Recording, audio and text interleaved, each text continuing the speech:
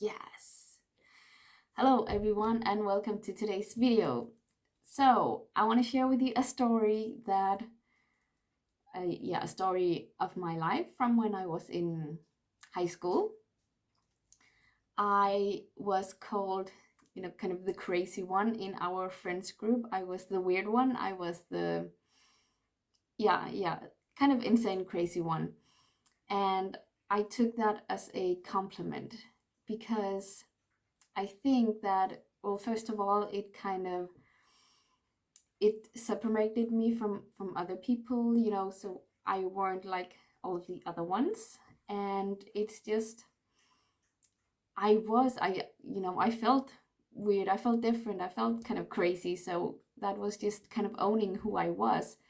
So that was that gave me some kind of, you know, confidence and kind of grounded in being that one.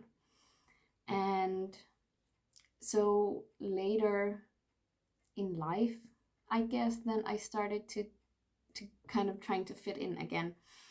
And I've been working a lot the last few years not to do that. I'm starting to get back into myself. I am pretty young. I'm 29. I'm half a year being 30. But I look pretty young for my age. I've always been looking like 4 or 5 years younger than I was, and which was very annoying when I was 18 and started to go out and drinking and things like that. When they always ask you for your license. Yeah. But it's gonna be great when I get further down the life, in my life. It's gonna be great. But anyway, it's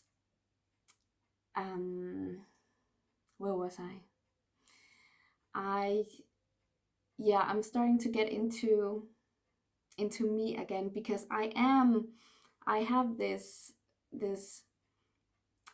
energetic, very positive kind of childlike energy, and I just want to have fun, and I just want to live with no worries. I just want to be happy, and I just want to do the things that I love to do.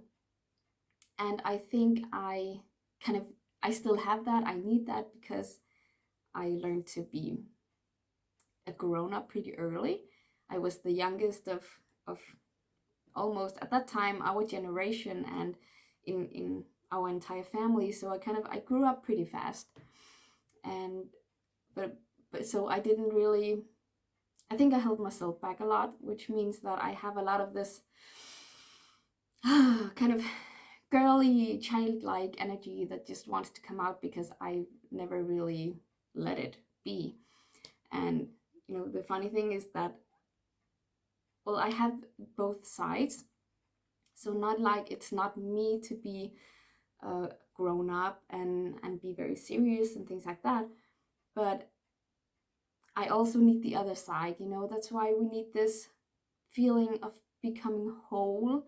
This is what I teach. This is what I help women, and especially young women, with embracing all of these sides of ourselves, loving every part of ourselves, even the all physical parts, but also the mental parts.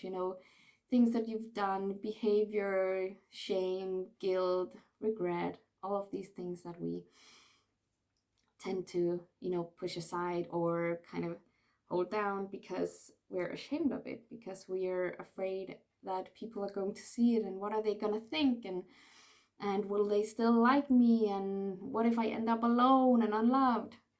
That's the fear. We are pack animals.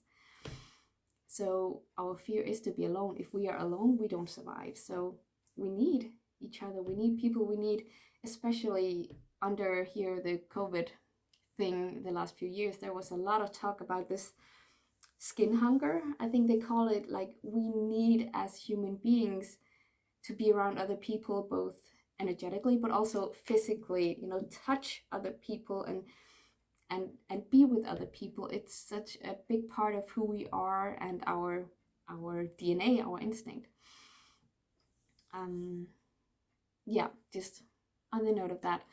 But in this way of being, feeling different, um if you are like me, then you also feel different. You feel alone sometimes. You feel like you have to keep back sides of yourself, that you, there are things you shouldn't say in different situations with different people, because you know they won't understand you, they don't get you.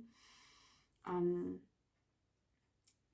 and then back to the story that I started with, this kind of being different. I was the crazy one. That was kind of my mo, or what it's called. um I love to be different, and especially in, things that I do, dancing. I started belly dancing more than 10 years ago. I was 19 when I started for real, when I started to actually get taught, because I did a little before, but when for real, seriously, I started 10 years ago. And belly dance is, for a 19-year-old girl, not something that maybe I've come across like 10 other like me at that age who started that kind of hobby. Because for everyone else, well, normal people, it's usually handball or football or riding. I also did riding because I love animals. But these kind of normal things, I've never in that sense been normal. I've always liked to do things that normal people don't. I've always been very introvert and very sensitive, so I like to be by myself a lot. I didn't really have a lot of, going to friends and going out and playing and things like that. I'd rather sit at home reading a book.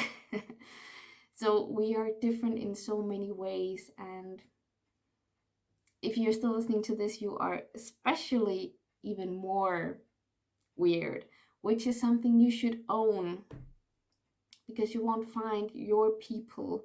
You won't find people like you who love you for who you are if you're not open about who you are, and if you don't own those parts of you that are different, and those parts of you that you are, all parts of you. So I will end this now. I hope you got inspiration, or maybe just feel a little bit more confident or comfortable about showing who you are and owning your weird sides, and go out in the world and be more you. So if you like this video, please give it a like, subscribe if you want to hear more, and I'll see you next time. Bye.